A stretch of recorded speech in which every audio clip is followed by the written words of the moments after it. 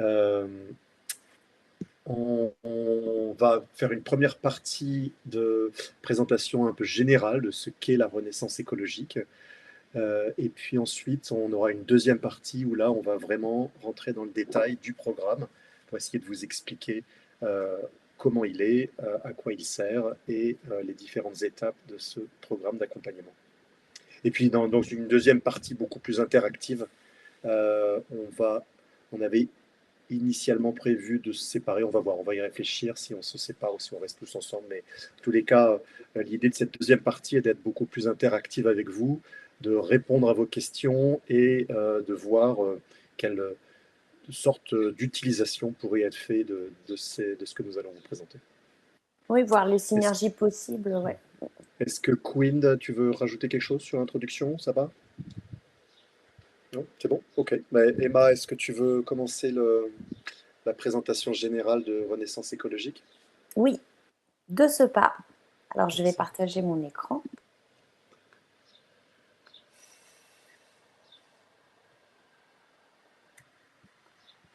Hop, je vais le mettre comme ça. Vous allez me dire si vous voyez bien.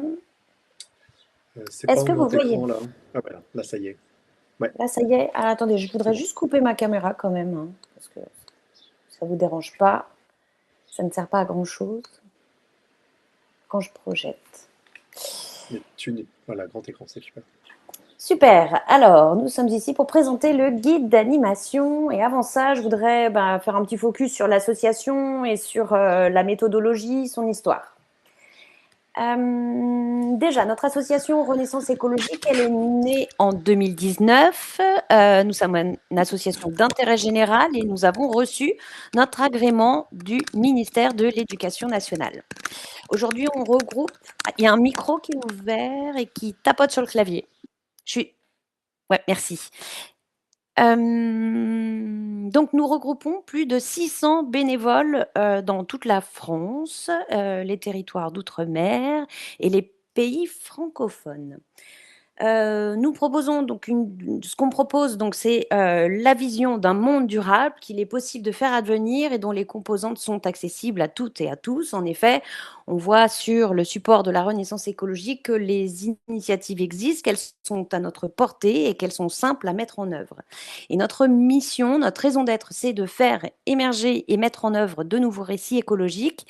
Et pour ce faire, nous diffusons donc les supports de la fresque et toute la méthodologie qui est associée, les déroulés d'ateliers que l'association va développer.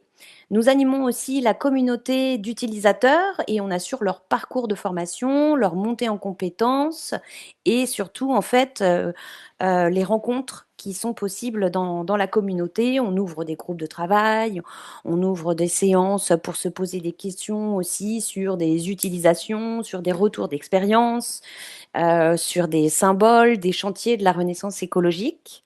Pour en savoir plus, et nous créons aussi donc des ressources pédagogiques qu'on va expérimenter sur les territoires, que nous, enfin quand je dis nous, c'est l'association et l'équipe permanente, mais également tous nos bénévoles, tous nos adhérents et adhérentes et la communauté d'utilisateurs et utilisatrices. Et bien sûr, on va recenser toutes ces ressources et on va recenser tous les retours d'expérience. On essaye de faire remonter en fait beaucoup de données qualitatives qu'on documente à partir d'aujourd'hui sur notre site internet. Comme ça, bientôt, il y aura une bibliothèque d'applications selon les publics. Voilà, je suis une collectivité. Qu'est-ce qui a déjà été fait avec la Renaissance écologique? Comment ça s'est déroulé? Quels ont été les objectifs, les indicateurs mesurés et les résultats? La Renaissance écologique est gouvernée par un conseil d'administration composé de 9 personnes qui s'occupent de la vision stratégique de l'association et de l'alignement avec la raison d'être. L'équipe permanente va assurer donc l'opérationnel, traduire cette stratégie vers l'opérationnel, en collaboration très étroite avec notre communauté. Et donc le président d'honneur, qui est Julien Dossier, qui est donc l'auteur de la Renaissance écologique, et notre référence, notre inspiration. Il s'occupe de faire évoluer l'œuvre, mais il n'intervient pas du tout dans la gouvernance de l'association. Si vous avez des questions, j'en profite. N'hésitez pas à les noter dans le chat, on les lira plus tard. Notre méthodologie et son histoire. Donc la renaissance écologique, c'est la vision d'un monde qui a réussi sa transition écologique. Elle s'appuie sur une grande fresque, un grand dessin en noir et blanc qui est la représentation d'un monde durable. Donc on se projette dans un monde qui a atteint la neutralité carbone, qui régénère le vivant, qui vit avec l'épuisement des ressources, enfin voilà, qui vit avec les ressources disponibles et surtout en fait qui s'occupe de réduire les inégalités sociales. C'est une vision positive de l'avenir, on se garde de toute éco-anxiété. Les composantes sont accessibles, les scénarios sur lesquels sont basées la fresque sont reconnus, les initiatives existent toutes, elles ont déjà fait leurs preuves et c'est une pédagogie très coopérative. Son auteur, c'est Julien Dossier, qui est donc un expert en neutralité carbone. Il était spécialiste de la ville durable, enfin c'est un spécialiste de la ville durable, pardon, et c'est un thème qu'il a enseigné à HEC. Et à l'époque, en fait, il a eu besoin d'une représentation visuelle pour illustrer ses cours et il a recherché sur Internet et il a découvert l'allégorie des effets d'un bon gouvernement sur la ville et la campagne, qui est donc une fresque peinte par Ambrogio Lorenzetti en 1338 pour le Conseil des Neufs de la ville de Sienne, parce qu'en 1338, la ville de Sienne est gouvernée par 9 citoyens désignés parmi le peuple, les commerçants, les notables de la ville, et qui pendant 2 mois et demi vont gouverner, vont prendre des décisions pour le bien commun. Et ils ont eu besoin d'une représentation visuelle de leur politique, des décisions et de gouvernance qu'ils allaient prendre, et ils ont commandé à Ambrogio Lorenzetti ce dessin, qui fait partie d'un triptyque.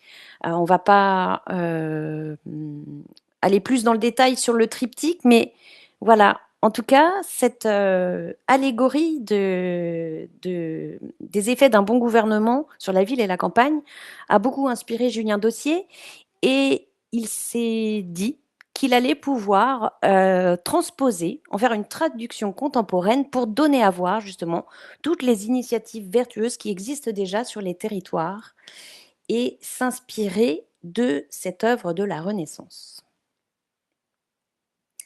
L'intérêt pédagogique de la Renaissance écologique. Je vous ai dit que c'était une pédagogie très coopérative. Alors, il y a plusieurs niveaux de lecture. Le premier niveau de lecture, c'est d'avoir la vision d'ensemble. On voit vraiment le système dans sa totalité, on prend du recul et on se dit, oui, ah oui, en effet, ça ressemble à ça, en fait. Un paysage, enfin, un monde qui a réussi sa transition écologique. Et finalement, quand on le regarde dans les détails, on se dit que c'est pas si différent du monde qu'on a l'habitude de vivre. On arpente les rues, on peut se situer dans la fresque, on peut s'imaginer être un petit personnage et imaginer son parcours personnel, professionnel. Et donc c'est intéressant. On voit aussi les grands équilibres et puis on peut faire l'expérience de ce monde durable. C'est Rob Hopkins qui dit ça dans la préface du livre de Julien Dossier, parce qu'il existe aussi un livre Renaissance écologique. Rob Hopkins dit dans cette préface qu'on est tous capables de se dire qu'un autre monde existe, mais en faire l'expérience, c'est tout autre chose. Et c'est justement, en fait, ça que va offrir la fresque de la Renaissance écologique. Le deuxième niveau de lecture, c'est sa lecture systémique. Il faut savoir que cette société ne peut exister que parce qu'elle repose sur un système de 24 chantiers qui sont tous liés les uns aux autres et qui représentent autant d'entrées à l'intérieur de la renaissance écologique. On peut entrer par le biais de la forêt, de l'import-export, de l'éducation, de la finance. C'est aussi un système qui va nous pousser à analyser les relations, à analyser les dépendances, les boucles d'influence, les effets croisés, d'avoir la notion d'impact et de co-bénéfice. Troisième niveau de lecture, c'est la lecture territoriale. La fresque, elle va aider à situer et cartographier un territoire. On peut justement, en fait, ce dessin est en noir et blanc, c'est une allégorie. Il faut savoir, en fait, représenter son territoire sur ce dessin en noir et blanc. Il ne, on a besoin de compléter le dessin, on a besoin de faire des ajouts et on va pouvoir nommer les acteurs, enfin situer les acteurs du territoire, donc les parties prenantes, internes, externes, institutionnelles. On va pouvoir aussi situer les ressources que nous avons à notre disposition, les flux qui existent, les enjeux qu'on va avoir sur notre territoire et les écosystèmes vivants.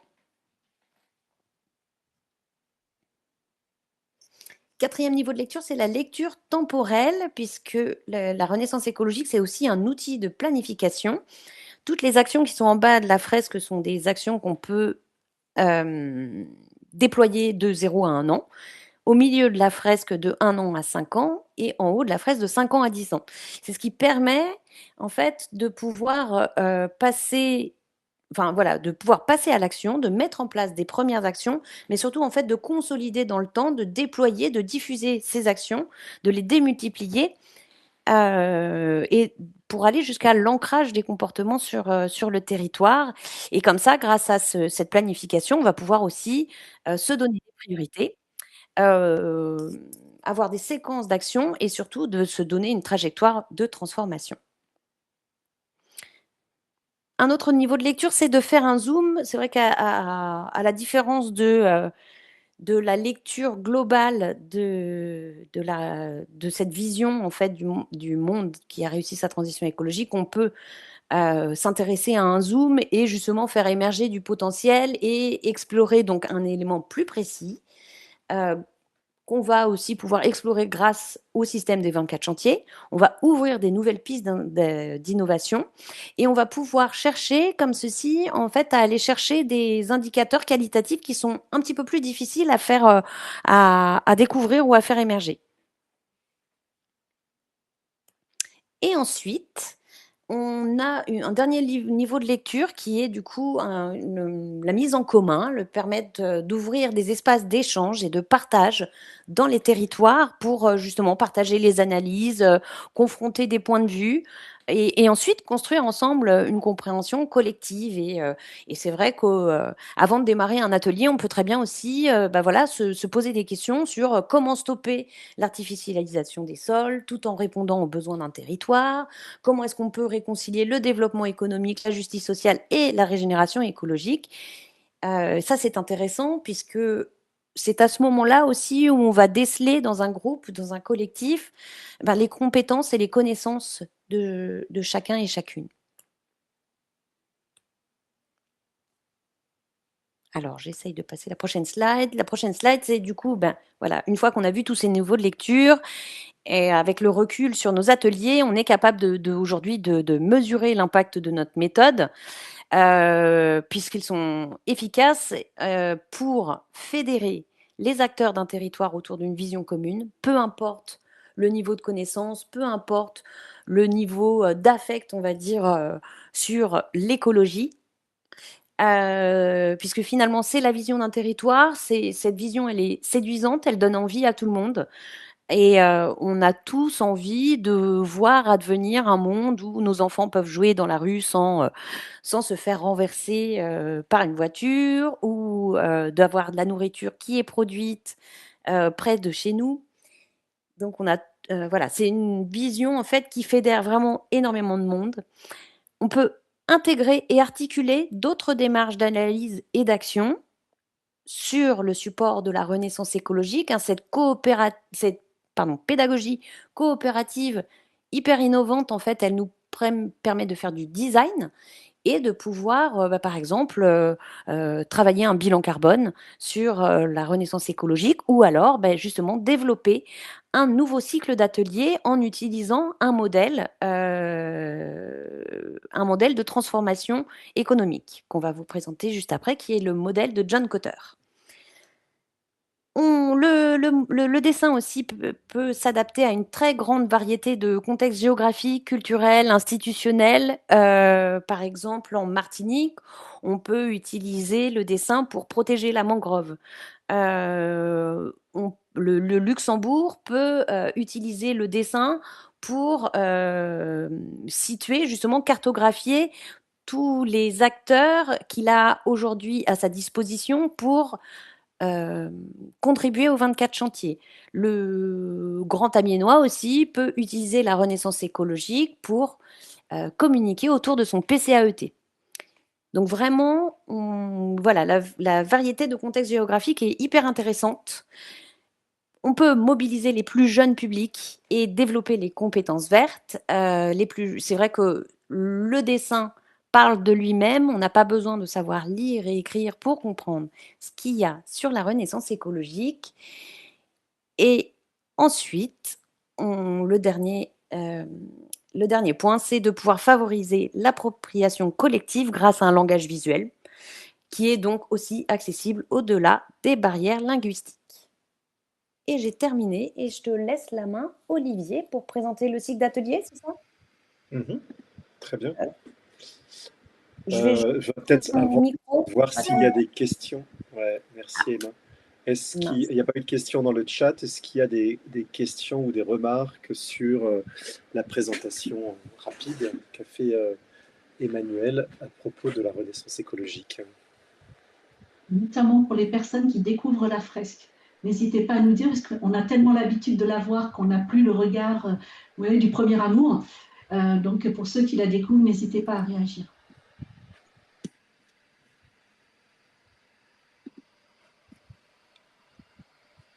J'ai l'impression qu'on peut continuer. Ok, très bien, Je parfait. vais Euh, repartager mon écran et j'éteins mon micro. je, je- je veux bien, merci Emma. Euh, donc, euh, alors je vais reprendre un peu l'historique, mais après quelques années de vie de l'association, on s'est, on a vu en conseil d'administration que notre impact, il est très fort sur les territoires, puisque par définition, cette fresque, elle porte une vision de territoire, avec une ville, une campagne, tout ce qui va autour. Et on avait fait un certain nombre d'ateliers pour aider à monter des projets de territoire. Notre atelier phare, celui qu'on appelle l'atelier découverte, il a pour objectif d'initier des projets concrets. Mais on s'apercevait que au-delà d'un premier atelier, ça avait un petit peu du mal à aller la plupart du temps à vraiment aller dans le concret et dans la réalisation de ces projets. Et donc on a eu l'idée de dire il faut qu'on continue à travailler sur ce sujet, d'accompagner les porteurs de projets autour de la création de transformation de leur territoire. Donc on est passé par plein de phases et il y a quelques mois, on s'est attaché à cela. Ça a donné ce cycle d'ateliers, ce programme, Agissons pour des territoires vivants, euh, qui a pour objectif d'aider à la conduite du changement, à la transformation et à la concrétisation de projets sur des territoires. Alors, ce qu'on appelle un territoire, ça peut être très variable. Ça peut être, comme on l'entend souvent, la notion de territoire, un lieu, un quartier, une ville, un village, et ce qui est autour, mais ça peut être aussi mon territoire, ça peut être mon école et ce qu'il y a autour, ça peut être mon entreprise et ce qu'il y a autour, euh, ça peut être mon groupe, mon association qui est en général localisée et tous ceux avec lesquels elle interagit. Donc finalement, cette notion de territoire se décline de manière très large. Et donc on s'est inspiré d'un expert de la conduite du changement qui s'appelle John Cotter, qui a écrit plein de bouquins sur ce sujet, dont un qui est assez célèbre, qui s'appelle Alerte sur la banquise. Et il a identifié une étape qui sont nécessaires pour qu'un projet aille jusqu'au bout. et qu'on puisse ensuite réaliser de manière itérative. C'est-à-dire qu'une fois qu'on a fait les 8 étapes, on peut reprendre, recommencer et itérer pour continuer la transformation. Je ne vais pas vous les décrire là tout de suite, parce qu'on va repasser dessus après pour vous décrire à chaque étape ce qui se passe. Mais en gros, vous le voyez sur le petit dessin à droite, on va commencer par créer l'urgence, former une coalition, déterminer une vision, et puis ensuite on va passer à l'action, regarder qu'est-ce qui s'est passé et faire une rétrospective pour pouvoir ancrer avant de recommencer un nouveau cycle. Et donc, à chacune de ces étapes, on a défini un certain nombre de propositions, d'ateliers, d'utilisation de la renaissance écologique, mais aussi d'autres outils pédagogiques, pour pouvoir créer des projets concrets autour de mon territoire. Évidemment, on est dans les questions de transition écologique et sociale, mais les sujets qui peuvent être abordés ici peuvent être évidemment très larges sur comment mon territoire se transforme et comment des projets aboutissent. Emma, je pense qu'on peut rester tous ensemble, c'est pas la peine qu'on se sépare, là, comme on avait vaguement évoqué l'autre jour. Je pense qu'on peut rester tous et puis continuer les échanges. Je vais faire juste une petite pause ici pour savoir s'il y a des questions. N'hésitez pas à lever la main ou à nous interrompre sur cette deuxième partie qu'on souhaite un peu plus interactive pour bien clarifier les choses et répondre à vos interrogations. S'il n'y a pas, on va continuer. Est-ce que je continue sur la première étape? Ah oui? Allez, ok, je continue sur la première étape à ce moment-là, si on n'a pas de questions sur les généralités. Donc on va vous décrire, alors on ne va pas passer trop de temps non plus, mais peut-être expliquer la structuration de chaque étape. Un petit peu à quoi ça ressemble. Et peut-être, Emma, avant de rentrer sur la première étape, on pourrait partager le guide si qu'est-ce que tu en penses? Est-ce que tu veux le faire? Peut-être c'est toi qui as la main, ce sera plus simple. Oui. On peut montrer à quoi ça ressemble. Donc là, le guide a été finalisé tout récemment. Merci encore Emma pour tout le travail que tu as fait autour de ce formidable travail collectif, mais que tu as vraiment énormément fait.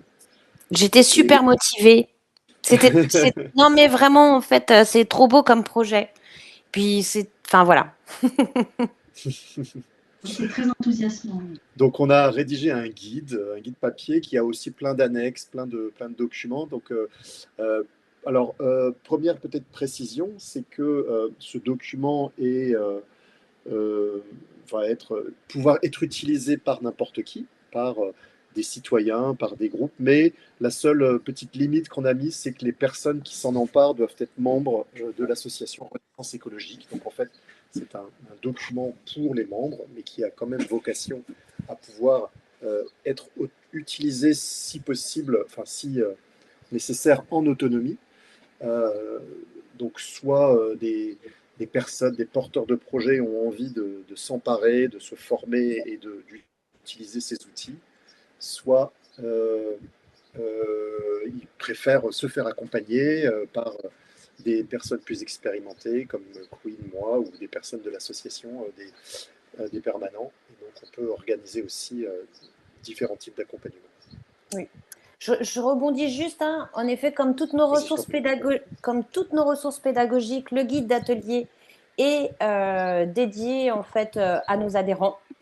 Et ce guide d'atelier peut être utilisé en fait dans un contexte personnel, enfin, je veux dire citoyen, bénévole, mais aussi dans un contexte professionnel. Donc, il faut avoir une adhésion à hauteur de cette utilisation. Il y a plusieurs catégories et pour les utilisations professionnelles, il y a aussi une histoire de reversement de droits. Voilà. Bon, ça c'était juste pour la licence. Et je passe les pages pour montrer le guide. Peut-être tu peux décrire un peu au fur et à mesure, ouais. Vas-y. Allez, si tu veux, il y a à peu près 80 pages, je crois. Ça se lit très facilement. Oui. Peut-être pas passer les 80 là. Non. Juste voir un peu la structure. Hein. Ouais. Peut-être le sommaire. Voilà, oui. Bon, on a un joli édito du C9 et en effet, le sommaire, comme ça, en fait, vous allez. Désolée, c'est un peu long. Au départ, dans l'introduction, on va introduire la notion de territoire vivant, hein, ce que Olivier vient de faire, d'expliquer en fait ce qu'on entend nous par territoire. On représente un petit peu aussi la renaissance écologique. On pense que c'est important aussi d'avoir les origines, la vision, et aussi en fait de parler des 24 chantiers. À qui va s'adresser ce guide pour décomplexer les usages? Et on va expliquer aussi le contenu du kit de téléchargement. Voilà, en introduction. Ensuite, on va rentrer dans le concret. On explique agissons pour des territoires vivants. Oh, Olivier, je suis désolée, je recoupe ton micro. Tu as un clavier qui s'exprime très fort. Non, c'est Olivier qui tape comme une brute. La brute qu'il est, on le connaît, mais c'est une brute au grand cœur. Oui, quand même. Sinon, ça ne ferait pas 8 ans que, que je le côtoierais. Bref. On adore se taquiner. Hein. Exactement, on adore se taquiner. Qui aime bien? Vous l'avez remarqué. Agissons pour des territoires vivants, donc on explique le parcours en 8 étapes, on rappelle le modèle de John Cotter, on rappelle qui est John Cotter, on rappelle ses travaux. Ensuite, on va présenter la vue d'ensemble de notre parcours du cycle d'atelier, donc comment est-ce que nous avons adapté le modèle de John Cotter à la renaissance écologique. Donc, en gros, ce guide, il permet de faire la conduite du changement dans un territoire ou une organisation, hein, puisqu'on a bien compris que cette notion de territoire, ça peut aussi être une organisation. Donc, la conduite du changement dans le respect des limites planétaires et des besoins fondamentaux des êtres vivants. Et on explique des éléments de langage entre les étapes et les interludes. Et ensuite, on va pouvoir rentrer dans les étapes. La première étape qui est de créer l'urgence sans culpabiliser. Donc là, on vous offre 3 possibilités de le faire. Enfin, je vais peut-être pas rentrer dans le détail des étapes puisque Olivier va le faire juste après, il me semble. Mais Je vais peut-être expliquer comment sont construites chaque étape. Tu vois, avec une méthodologie, des outils et puis l'interlude. oui, tu as L'objectif de raison. l'interlude. Alors, dans chaque étape, ce qu'on va retrouver, donc ah ben non, regardez, c'est formidable puisque normalement, quand on appuie sur la page, sur le numéro de la page, on y va. Et ça charge, désolé. Mais donc le PDF est interactif, hein, il y a plein de liens, etc. À chaque fois, on essaye toujours au maximum de vous arranger la vie parce qu'on sait que trouver le lien dans Drive, c'est hyper compliqué. On nous en a partagé des tonnes, etc. Donc à partir du moment où vous enregistrez le guide sur votre ordinateur, le PDF est interactif et tous les liens fonctionnent. Voilà. Donc, comme ça, vous avez le PDF sur votre ordinateur, vous retrouvez les liens, les éléments à imprimer, et puis aussi vous pouvez imprimer le guide pour l'avoir en version papier. Alors, pour chaque étape, voici comment on a fonctionné. On va donner en fait. Alors là, c'est une étape un peu particulière parce qu'il y a 3 façons de créer l'urgence sans culpabiliser. En fait, en tout cas, nous, on a décidé de vous offrir 3 possibilités de le faire. Il y a un quiz, il y a aussi un petit atelier autour de la fresque du bon gouvernement de Lorenzetti. Donc ça, c'est aussi intéressant à travailler avec des collégiens, par exemple. Et puis, on peut aussi calculer son empreinte carbone et eau, où là, on va utiliser une plateforme qui s'appelle Nos Gestes Climat, qui est développée par l'ADEME et qui permet hyper rapidement de calculer son empreinte individuelle sur l'eau et le carbone. Et ensuite, on se projette sur la renaissance écologique. Donc, c'est voilà 3 façons de le faire. Donc, pour chaque étape, on va résumer un petit peu, on va donner le contexte. On va ensuite donner l'intention de l'étape, les publics qui sont cibles, les propositions d'atelier s'il y a plusieurs propositions d'atelier et les temps de préparation. Et ensuite, dans l'étape,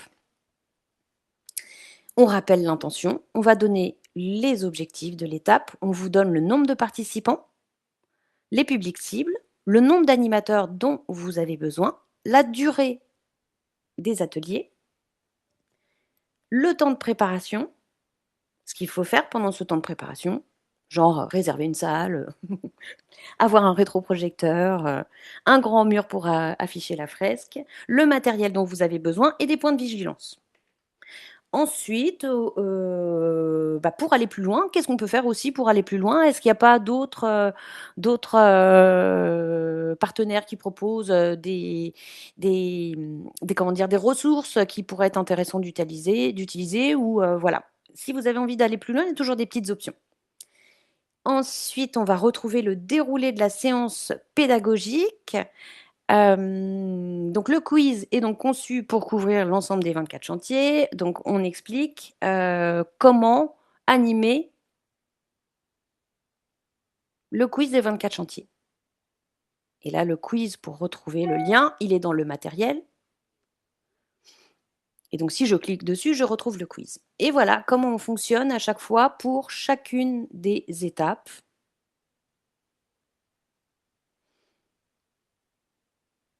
Tous les liens sont là. Consignes synthétisées, déroulé de l'atelier. L'interlude aussi. Donc l'interlude, c'est des fois il y a 3 interludes et il y a comment dire, parfois c'est des conseils qu'on donne, des choses sur lesquelles il faut être attentif. Il y a des travaux aussi parfois à faire dans certaines interludes. Donc là, je passe les étapes et je voudrais aller jusqu'aux annexes, puisqu'on va vous présenter les étapes juste après. Ah, les annexes, elles doivent être par là. Ça charge, hein, chez vous aussi peut-être. C'est dans les derniers. Ouais, c'est ouais. dans les derniers. 70 et des patates. Ouais, mais tu vois, là, Ah si, 54. 70 et des patates. Alors ça, on ne me l'avait jamais faite. 70 et des patates. Ouais. Ah, voilà. Donc, ça, c'est toutes les personnes qu'on remercie. Je dirais même plus 65, pour être précise. On a un petit glossaire également pour expliquer des éléments de langage. Ça peut arriver qu'on utilise des mots renaissance écologique. Hop là, tu m'as dit 65. Hein. Oui, 65. Allez, je ne fais pas... Ce que dit pendant que ça se charge, hein, pour compléter les propos d'Emma, vous voyez que même avec un public vraiment de personnes qui n'ont jamais animé Facilité, le guide a été fait dans l'esprit que ce soit accessible, de prise en main pour tout le monde en fait. Hein. Donc évidemment, s'ils avaient un degré de facilitation plus, vous n'en serez que plus confortable et l'atelier sera encore plus percutant. Mais vraiment, tout le monde peut le prendre en main. Oui, c'est vrai que dans le groupe de travail qui a participé à l'élaboration des ressources pédagogiques, des scénarios d'atelier, du design des outils pédagogiques qui sont développés derrière, il y a beaucoup de personnes qui sont vraiment expertes de la facilitation, qui ont déjà expérimenté ces ateliers auprès de différents publics et des ingénieurs pédagogiques. Dans les annexes, on a l'histoire de la fresque. On fait un focus sur les niveaux de lecture, comme on a vu tout à l'heure.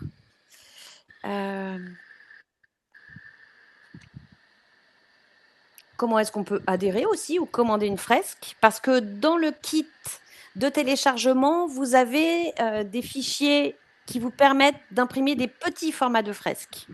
Les grands tirages de fresques, le fichier mère de la fresque ne circule pas et il faut se les procurer auprès de l'association. Et voilà, ce qui est intéressant aussi, c'est ces tableaux-là qui sont des tableaux récap avec un lien où vous avez tous les déroulés à imprimer en une seule fois. Mais on retrouve quand même chaque lien pour aller vers un atelier. Donc là, pour chaque étape, pour les scénarios d'atelier, vous avez à peu près l'essentiel, l'objectif, le temps, l'équipe d'animation et le nombre de personnes à convoquer. Et on a aussi en fait un tableau récapitulatif aussi des outils pédagogiques parce que pour réaliser un atelier, parfois il faut, par exemple pour le quiz, il faut utiliser un quiz. Pour l'atelier en fait sur l'allégorie du bon et du mauvais gouvernement, il faut utiliser une fiche. Donc au-delà du scénario, il y a aussi des outils pédagogiques qui ont été développés et en fait là vous avez un petit tableau récap des outils et vous avez à chaque fois le lien pour les retrouver. Et ça se termine là-dessus, il me semble. Ah oui, non, ça se termine sur les contacts utiles de l'association. Voilà. Oui, comme le disait Quinn, l'objectif est d'être assez autonome dans l'utilisation de ce guide, de ces outils pédagogiques. Donc, on a essayé d'être le plus didactique possible. Bien sûr, après, on peut se former, on peut faire appel à différentes personnes pour venir nous aider, mais il y a l'objectif d'être le plus autonome possible avec toutes ces suggestions. Alors, évidemment, tout ce cycle d'ateliers, ce sont des propositions. On a essayé que l'ensemble ait une cohérence et que, en suivant l'ensemble des cycles, on peut arriver à créer un projet. Ça n'empêche que un collectif, des membres, des facilitateurs peuvent avoir envie de mixer des choses, d'en faire d'autres, d'en rajouter. Il n'y a pas d'obligation, évidemment, à utiliser exactement ces outils à tel moment, etc. Mais voilà, on a beaucoup réfléchi aux différentes étapes, à quel outil serait le plus utile à ce moment-là, qu'est-ce qu'on peut, vu notre expérience d'utilisation de différents outils pédagogiques proposés à telle ou telle étape. Évidemment, ça peut être enrichi par l'expérience individuelle des uns et des autres. Est-ce qu'il y a des questions à ce stade? D'autres questions? Des réactions, comme celle de Barbara. Merci, Barbara. Je peux juste redire que c'est vraiment extrêmement précis. Vous m'entendez? Ouais. Oui, c'est attends, super. vas-y, Barbara. Ouais. Non, c'est vraiment un magnifique travail et ça donne envie. Alors là, j'avais tout qui se croisait, parce que là, il y a un projet One Health qui est en train de se développer sur la ville, mais alors est-ce que ça pourrait pas se... Donc, je ne sais pas. C'est nébuleux, mais à discuter. On va réfléchir. Mm. Donc, il y a Lydia qui nous demande, Lydia qui nous demande est-ce qu'on l'a testé. Donc, on a testé individuellement les différents ateliers. On n'a pas encore testé l'ensemble du cycle complet dans un endroit. Donc, on a hâte de pouvoir avoir des nouveaux territoires d'expérimentation pour essayer d'aller au bout de l'ensemble du cycle. Parce qu'on pense que pour réussir ces transformations, on a besoin voilà, comme John Cotter le dit, de faire l'ensemble et pas juste de lancer un projet et puis ensuite ça s'arrête ou de lancer une vision et puis ensuite ça va pas au bout ou de faire un projet. Donc voilà, on pense que c'est important d'avoir un suivi euh, avec ce projet ou d'autres, mais ouais, avec grand plaisir pour pouvoir continuer les discussions avec Bardem. Lorenzo, tu as une question? Une question, et bonsoir à toutes et à tous. Une question, plutôt une proposition, devrais-je dire, quand tu as parlé de territoire d'expérimentation. D'ailleurs, tu as quelques informations à ce sujet-là en message perso que je t'ai fait parvenir à l'occasion. On pourra en rediscuter. Et donc, il y a deux territoires d'expérimentation, dont un plus particulièrement auquel je pense de façon évidente, c'est à l'âge, que certaines et certains connaissent certainement, puisque c'est une dynamique qui existe depuis presque 30 ans maintenant que je sache, qui se trouve sur l'îlot Saint-Denis. Et donc, ils ont une approche territoriale, ça qui est intéressante. C'est intéressant. Et là, le commun d'accompagnement des transitions a pour objet d'accompagner cette dynamique territoriale. euh, pour rebondir sur ce que disait tout à l'heure, je ne sais plus si c'était Barbara, dans une approche de dialogue, en s'inspirant beaucoup justement de tout ce qui a été produit cristallier, devrait dire plus précisément dans le cadre de cette réponse à l'appel à commun euh, qui a été présenté le 19 mai dernier à l'Université Paris 8. Donc, volontiers pour voir comment ça pourrait s'inscrire avec d'autres initiatives à cet endroit, mais je pense que de ce que je savais déjà par Julien, de ce que je découvre aujourd'hui plus en détail, il y a vraiment quelque chose à imaginer à cet endroit. Est-ce qui est vrai pour Alage? Là, il faudrait voir après qu'est-ce qui pourrait se faire du côté de l'éco-campus sur le territoire de Microville 112, qui est l'ancienne base aéroportuaire près de Reims. Et les colibris sont les bienvenus. On a prévu en effet, Lorenzo, de se parler rapidement.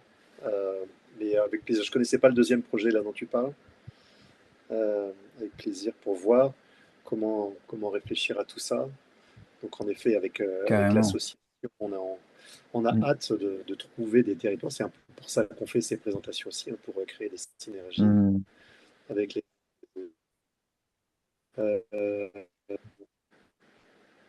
merci. Si je peux me permettre d'apporter... Pardon.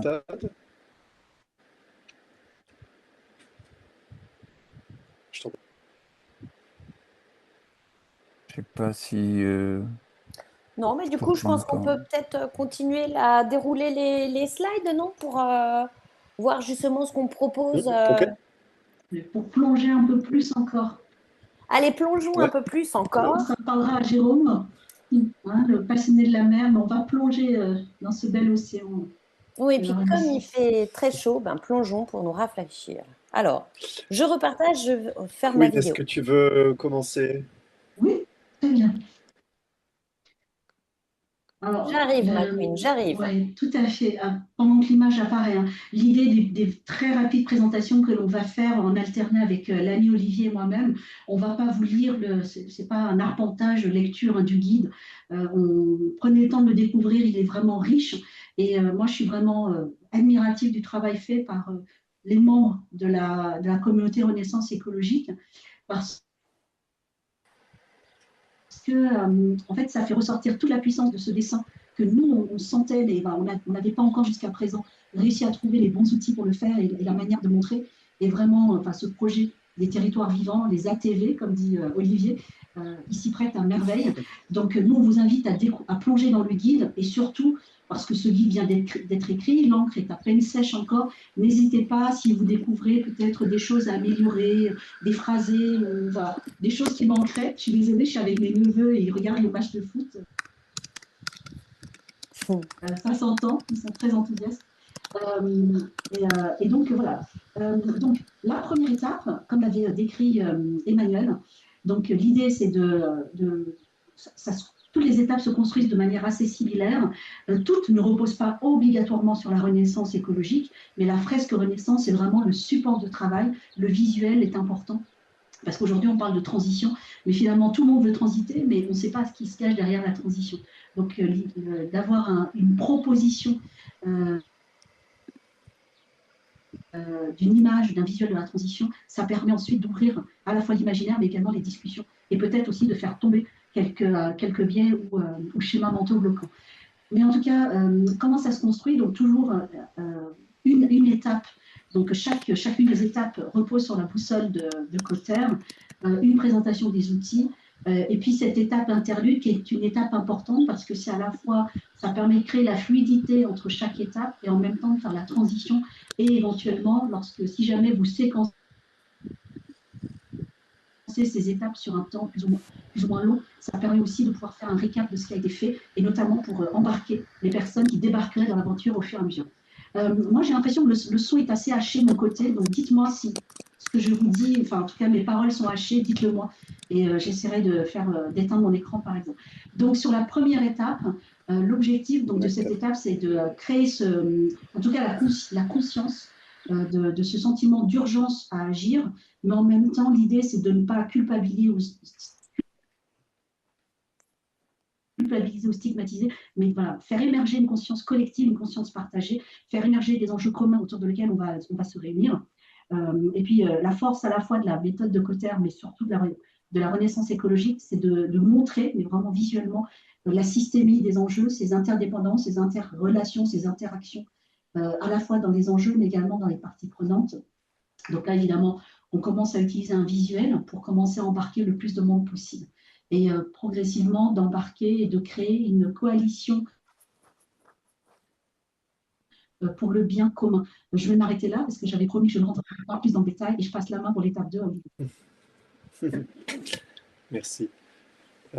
En effet, c'était un tout petit peu haché. Queen, peut-être là, on pourra couper la vidéo.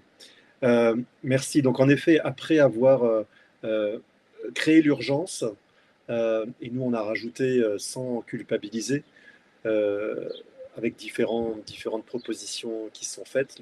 La deuxième étape, c'est de rassembler une coalition puissante, donc rassembler une équipe, créer une équipe cœur, on l'a appelé comme ça, un ensemble de personnes, de citoyens, de membres associatifs, en fonction des cas, qui vont pouvoir s'emparer du projet, le faire vivre et autour de ça. Et donc, pour stabiliser cette coalition, on propose d'utiliser différents types de ressources, de regarder, d'identifier l'ensemble des parties prenantes, de regarder qu'est-ce qui peut être fait en termes de diagnostic sur son territoire. On est vraiment là dans l'état des lieux, qu'est-ce qu'on va, d'où on part avec notre coalition, avec nos parties prenantes, d'où on part, c'est quoi notre point de départ. Donc, quel est notre territoire, mais aussi quelles sont les menaces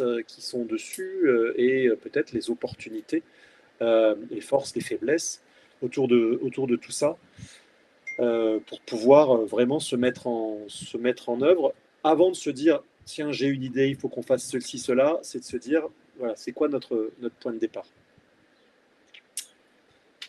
Passer à la suite, ouais, ou sauf si tu veux préciser des choses, Queen ou Emma. C'est super. On se taquine, mais on se congratule en permanence. Après une première étape où on va créer cette dynamique d'engagement des parties prenantes, et puis ensuite commencer à structurer et fédérer autour d'enjeux, et puis structurer et fédérer les parties prenantes autour d'enjeux communs, on va commencer à pouvoir faire émerger cette vision commune et sur la base de cette vision commune, pouvoir commencer à bâtir une trajectoire de territoire. Je vais pareil, je vais m'arrêter là parce que la slide parle d'elle-même et vous la lisez aussi bien que moi.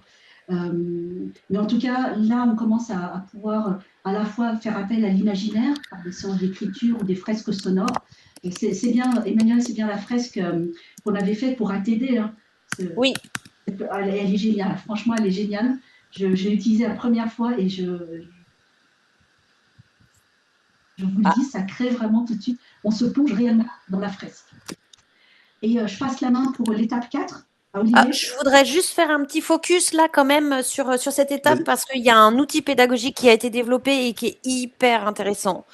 Parce que dans l'étape précédente, on va quand même, on mesure les risques et les opportunités et on va nommer des enjeux.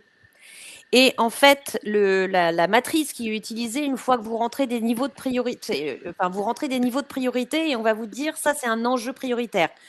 Il y a une matrice Excel qui permet en fait du coup de vous donner des priorités. Et donc, une fois que sur cette étape 2, on a une priorité, on va reprendre ces priorités dans la vision et on va utiliser une fiche d'objectifs mesurables pour savoir justement ce qu'on veut réduire, ce qu'on veut améliorer. Et en fait, là, on va définir des objectifs sur 3 horizons de temps. Donc cette fiche, elle est vraiment trop top et elle est utilisée notamment, les deux, le SWOT, parce que c'est un SWOT, il faut le dire, et la fiche objectif mesurable sont utilisés dans des accompagnements actes pas à pas, donc pour la décarbonation. Donc ce sont déjà des outils qui sont éprouvés et qui font leur preuve d'efficacité. Et ensuite, une fois qu'on a tout ça, on va traduire en fait cette vision en trajectoire grâce à cette fiche. Voilà, j'ai dit. Je voulais juste faire un petit point sur cet outil pédagogique qui a été développé et qui est mis à disposition de la communauté. C'est de l'or en barre. Voilà. La méthode acte pas à pas, c'est l'ADEME, pour ceux qui ne connaissent pas. Voilà, je te rends le micro, Queen. Je te le rends à Olivier parce que c'était sa partie. Ouais, je veux bien reprendre, mais pour préciser aussi que là, on n'a pas mis les interludes. Et donc, entre l'étape 3 et l'étape 4, on a prévu un premier interlude, alors qui peut être fait à différents moments, ça peut être adapté, mais l'idée, c'est que on a besoin de consolider aussi notre équipe cœur, la manière dont elle va travailler ensemble, la manière dont elle va se structurer. Et pour ça, on propose de le faire entre l'étape 3 et l'étape 4, et de vraiment organiser l'intelligence collective, comment est-ce qu'on va travailler ensemble, qui fait quoi, quels sont les rôles, quelles sont la façon dont on communique ensemble, dont on travaille, parce que ça va être indispensable à la suite. Euh, Tant qu'on est dans, OK, on fait émerger une vision, on se donne un objectif général, les choses vont, mais ensuite, à partir du moment où on va vouloir rentrer dans le concret, il faut que les choses soient claires sur le qui fait quoi. Et donc, on a prévu de le faire à cette étape-là. Ce qui permet ensuite d'arriver à l'étape 4. Je suis désolée, Olivier. Non, pardon, je m'excuse. C'est vrai que l'interlude, elle n'est pas écrite. Après, c'est vrai que dans le parcours, on reprend un cycle et on a mis les interludes, à quel moment elles interviennent. Là, cette interlude dont tu parles, c'est celle où on structure et on se dit, en fait, on se dit, avant de démarrer quoi que ce soit, il faut qu'on se dise comment on prend nos décisions, c'est quoi notre mode de gouvernance, etc. Qui s'occupe de quoi, définir des rôles. Et ça va intervenir un petit peu plus tôt quand même. Je crois que c'est après la phase 1. Après l'étape 1, pardon. Après l'étape 3, ce qu'on fait, c'est qu'on va préparer l'étape 4 et dans cet interlude numéro 2, on prépare l'étape 4 qui est de communiquer la vision et donc on va faire ressortir des éléments essentiels de l'étape 2 et de l'étape 3. Typiquement, c'est quoi les risques et les opportunités, nos enjeux qui nous ont amenés à mesurer tel objectif et avoir telle vision. Donc, l'idée, c'est de faire des petits jeux d'étiquettes. Là, c'est pareil, on a fait des templates ou alors on peut utiliser des post-it, mais on vous dit les éléments essentiels à faire ressortir pour passer sur l'étape 4. Et ça, c'est quand même un petit temps de préparation. Voilà. Exactement. Pardon, tu as raison. Excuse-moi, j'ai confondu l'interlude 1 et l'interlude 2. Tu as raison. La structuration, ça vient beaucoup plus tôt. Non, mais on ne l'a pas mis là, mais on rajoutera. Peut-être tu peux enchaîner sur l'étape 4 si tu veux nous présenter l'étape 4. Allez. Alors, l'étape 4, l'étape 4, c'est des questions de communication sur la vision, puisque une fois qu'on a fait ce beau travail, il faut pouvoir en parler à la terre entière. Genre, regardez, on est en train de changer, qui est-ce qui vient nous voir et tout. Et donc là, on vous propose, donc là, on va s'adresser à, il y a un téléphone, un micro allumé. Je ne savais pas que cette sonnerie existait encore. Merci pour cette petite musique. Alors, là, on est où? J'en suis où? Alors, j'en suis à vous dire que pour communiquer la vision, on vous propose 2 approches. Donc, une approche descendante. Donc là, on va carrément utiliser la fresque. On pose nos petites étiquettes dont je viens de vous parler et on va exposer la fresque. Je ne sais pas, par exemple, à côté de la machine à café, dans un couloir, dans le hall, dans un bureau, dans une salle de réunion, dans le préau. Voilà, vraiment un endroit de passage où la fresque va vivre toute seule puisqu'elle va communiquer en fait ce qu'elle a à nous dire. Donc ça, c'est l'approche descendante puisque finalement, en fait, on regarde et on découvre. Enfin, notre public, nos parties prenantes regardent, découvrent. Et ensuite, on propose cette approche participative où là, on va reprendre nos petits jeux d'étiquettes et puis on va demander en fait aux participants dans un atelier de les placer sur la fresque. Et donc, c'est comme un petit où est Charlie. Et au fur et à mesure, avec des couleurs différentes et des petits symboles différents, on va poser les risques, les opportunités, les enjeux du territoire. Et ensuite, les objectifs et les objectifs qu'on a à définir. Parce qu'on n'est pas encore dans le plan d'action. Parce que le plan d'action, c'est l'étape suivante, c'est l'étape 5. Et là, dans cette étape 5, pour inciter à l'action, il faut qu'on mêle nos parties prenantes dans notre plan d'action. Il faut qu'on les sollicite, il faut qu'ils participent au plan d'action, il faut sortir vraiment de l'équipe cœur et de développer des choses que soi-même. Sortir de l'entre-soi, en fait. Il faut aller chercher les personnes qui ont certainement aussi des super trucs à dire. Et en fait, on va cadrer un petit peu le plan d'action par rapport à tous les travaux qui ont été faits avant sur l'analyse. Et ensuite, on part dans le plan d'action. Et vas-y, Olivier, du coup, je te laisse sur l'étape 5. En fait, c'est moi. Ah, c'est toi, Queen. pas C'est grave. compliqué. I'm Là, sorry. pour le coup, moi, j'aime bien. Enfin, le hasard fait que je me suis auto-attribué l'étape 5, parce qu'une consultante un jour, consultante toujours.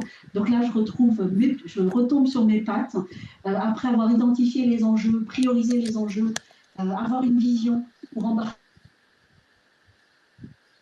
tout le monde, en parler à la terre entière, comme tu l'as dit, pour susciter l'adhésion. Eh bien, on revient sur du pratico-pratique, passer de la vision à l'action, donc un plan d'action basé sur les enjeux qu'on a priorisés.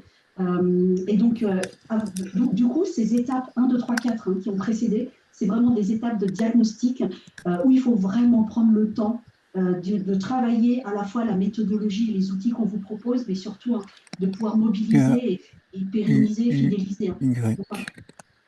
Pardon? Je crois Mince. que quelqu'un m'avait posé une question. Donc l'idée, voilà, c'est de. Là, on rentre dans le concret. Attends, j'ai mon écran qui bouge dans tous les sens. Je pense que c'est peut-être toi et moi qui voulez remettre les choses. Mais donc là, pareil, hein, pour ceux et celles qui, contrairement à moi, n'ont pas une vie de consultant, et tant mieux pour vous, vous avez tous les outils nécessaires pour pouvoir bâtir votre plan d'action avec tous les éléments constitutifs d'un plan d'action. Hein. Je ne vous le repasse pas en détail, mais l'idée, c'est d'avoir un objectif, des pilotes, pour les élus parmi nous, d'avoir le budget nécessaire. Et en fait, c'est à partir de ce plan d'action que vous pourrez concrètement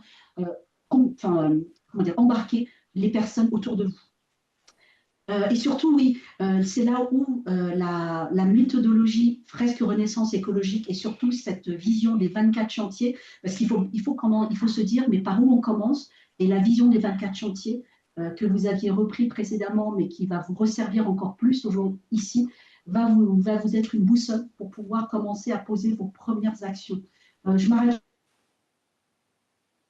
là parce que j'ai toujours tendance, j'adore, hein, j'ai toujours tendance à commencer à trop rentrer dans le détail. Et on arrive sur la phase 6 avec toi, Olivier. Oui, en effet, dans la phase 6, en fait, on a notre plan d'action général. On a fait à l'étape 5, mais à l'étape 6, on va s'attacher à avoir des victoires à court terme, des premiers petits pas, des PPP, pour avoir le plus rapidement possible des succès rapides, des succès qui inspirent, qui vont pouvoir aider à renforcer cette dynamique.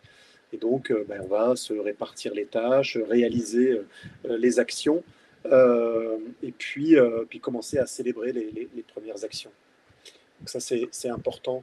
C'est aller très vite dans le concret, pas se faire un plan d'action trop loin, où on va commencer à s'essouffler, on ne va pas voir. C'est quelles sont les premières étapes qu'il va falloir faire et sur lesquelles on va pouvoir avoir des résultats concrets. Ouais, là je fais une petite précision. Cette étape, elle se passe en 3 phases. En fait, la première phase, c'est peu de temps après justement cette étape 5, c'est de se dire, bah voilà, parmi tout le plan d'action qui a été imaginé, quelles actions on va retenir, comment est-ce qu'on les met dans un calendrier, et surtout en fait, quelle est la première action qu'on va pouvoir choisir, qui va nous apporter des résultats rapidement, qui va pas nous coûter très cher, qu'on va pouvoir mettre en place hyper facilement, qui va être fédératrice, qui va avoir des résultats sympas, etc. Donc là, on a développé un espèce de tableau de notation de toutes les petites actions qui ont été développées sur l'étape 5. Comme ça, on choisit, on fait le focus sur une action. Ça ne nous empêche pas de mettre en œuvre les autres, on est d'accord, mais on va se focaliser donc sur une action en particulier parce que pendant la mise en œuvre, on va documenter beaucoup de choses, on va communiquer dessus, on va faire des stories sur Insta, on va faire des posts sur LinkedIn, on va envoyer des newsletters, on va utiliser tous les moyens de communication qui sont à notre disposition pour en parler un max. Et de toute façon, ce dont on se rend compte avec ce cycle d'atelier, pour ancrer des comportements, en fait, il faut sans cesse être dans la communication des actions. Et voilà. Et la dernière phase, c'est une phase hyper sympa. Nous, c'est la renaissance écologique. Il faut célébrer. Donc, il faut faire une fête, il faut faire un événement, il faut faire quelque chose de joyeux, de fédérateur et de ludique pour célébrer cette tâche qui a été réalisée. J'ai dit. Et du coup, je parole à Queen. Oui, sur l'étape 7. Alors, cette étape 7, elle n'intervient pas tout de suite, évidemment, parce qu'après avoir mobilisé tout le monde, vous structurez et puis commencer ses quick wins, et pas que les queens, hein, parce que souvent on fait la blague. Donc l'idée aujourd'hui, c'est de laisser reposer la pâte, voir comment ça prend, et puis à partir, donc laisser le temps nécessaire, et à un moment revenir sur le canevas, sur le métier, et voir évidemment les effets positifs, voire même les co-bénéfices. Là, je pense en termes One Health, Barbara, c'était une question que tu posais, mais surtout identifier les externalités, parce qu'on ne pense pas toujours à tout, et notamment les trous dans la raquette. Et là, c'est bien le moment où on se dit, est-ce que la boussole, est-ce que les actions correspondent bien à la vision? Est-ce que l'on va dans le sens que l'on souhaite avec les résultats escomptés? Est-ce qu'il n'y a pas des corrections à faire, peut-être des redirections à mener pour pouvoir continuer à avancer et puis surtout fédérer toujours plus. Des personnes peuvent arriver en cours de méthode, ce n'est pas grave, c'est même un signe de succès que le bouche à oreille parle et que ce que vous avez fait enchante et produit surtout des effets positifs. Mais comme tu disais, hein, c'est la fresque Renaissance écologique. D'ailleurs, il y a la fête qui apparaît sur le dessin. C'est célébrer chaque petit pas, chaque petite victoire, enfin petite et grande, hein, mais il faut que ce soit joyeux. La transition, c'est pas un chemin de croix, c'est pas un chemin de sacrifice. On va vers du bénéfice pour tous. Exactement. Et c'est aussi à ce moment-là qu'on va pouvoir aussi commencer à repérer dans son entourage, hein, quand on fait le bilan, l'amélioration continue, on passe en revue, repérer les partenaires qui nous ont bien aidés sur ce cycle et peut-être les embarquer avec nous dans la suite, et notamment avec l'étape 8 où on boucle la boucle. Et Olivier, je te laisse la parole. Très bien. Et donc, en effet, avant de pouvoir recommencer un cycle, il faut faire une rétrospective, se poser les questions, qu'est-ce qui a bien marché, qu'est-ce qui a moins bien marché, quelles ont été les bonnes pratiques, comment est-ce qu'on documente ces bonnes pratiques pour pouvoir recommencer, puisque l'idée ici, c'est bien que ça soit cyclique. Alors évidemment, dans le deuxième cycle, on va peut-être pas exactement refaire les mêmes choses qu'on avait fait la première fois, et tant mieux. L'idée, c'est aussi de bénéficier de toute l'expérience, mais peut-être que ces cycles, ils durent, je sais pas, 1 an, et la deuxième année, ça sera pas exactement la même équipe, l'équipe va évoluer, ou peut-être a déjà évolué pendant l'année, si c'est un cycle d'1 an. Ça peut être des cycles plus courts, ça peut être des cycles plus longs d'ailleurs, il n'y a pas de période prédéfinie. Mais malgré tout, c'est important avant de recommencer un nouveau cycle, de faire le point et de savoir vers où on va. Et puis, si jamais le projet est complètement fini et doit s'arrêter, c'est malgré tout important de pouvoir documenter tout ce qui s'est bien passé pour que d'autres puissent s'emparer de ça à terme dans d'autres choses. Et puis documenter toutes les expériences, c'est aussi génial. On a discuté récemment avec Emmanuel, avec l'association Changer de Cap, qui fait un énorme travail de documentation. Lorenzo, tu parlais tout à l'heure du Transiscope, qui est aussi une façon de documenter plein de projets de transition. Donc il y a plein d'endroits où plein de projets sont documentés. Il n'y a pas une seule source pour tout, mais c'est pas grave. L'idée, c'est aussi de pouvoir faire partager son expérience aux autres et ainsi, petit à petit, d'aller de plus en plus grand et de passer à l'échelle. Oui, oui. Et que justement, en fait, ces retours d'expérience soient aussi ancrés dans nos apprentissages et que voilà, on avance grâce aux autres. C'est un petit peu l'intention de cette étape. En effet, on redémarre, enfin, on clôt la boucle. On va, oui, faire les bilans, etc. Mais en fait, ce qu'on voudrait aussi faire ressortir là, c'est tous les comportements collectifs et les modes de coopération qui fonctionnent. Ça, c'est vraiment précieux pour nous. Et aussi, dans cette étape-là, on va se poser la question de savoir si la vision est toujours d'actualité. Hein, tu disais, Olivier, oui, on n'est peut-être pas obligé de tout réembarquer, etc. Mais on peut se poser la question de la pertinence de la boucle et de la pertinence de la vision à cette étape-là. Et voilà, nous avons terminé. Tu vois, Bravo. Célèbre. Ouais, bravo! Vraiment, hein, je vous encourage, vous, aujourd'hui avec nous, et puis surtout lorsque vous en parlerez. Enfin, en tout cas, moi personnellement, mais toute l'asso, on est très, très, très curieux de voir cette méthode s'implémenter sur un territoire, dans un collectif, et le territoire au sens large, hein. Et surtout, faites-nous des remontées, parce que, tu vois, on a une idée de ce que, par exemple, je prends un exemple concret, chaque boucle, nous, on a une idée, ou en tout cas, on se dit, cette boucle pourrait durer, par exemple, 5 mois. Mais peut-être que les retours terrain nous diront, cette boucle-là est plus transformative qu'une autre, celle-là prendra peut-être 2 mois, celle-là prendra 10 mois. Il y a des boucles qui vont peut-être être un pain point, enfin un point bloquant, d'autres sera un facteur de succès. Donc, si vous expérimentez, et même si vous n'allez pas jusqu'au bout de la boucle, faites-nous remonter tout ça, parce que c'est ça qui fait la richesse de notre méthode. Et c'est un chemin d'apprentissage avec vous, hein. Une méthode n'est qu'un outil. C'est entre les mains de qui cet outil sera mis. Enfin, c'est en fonction des mains dans lesquelles cet outil sera confié que la méthode prend vie. Donc, rien n'est statique.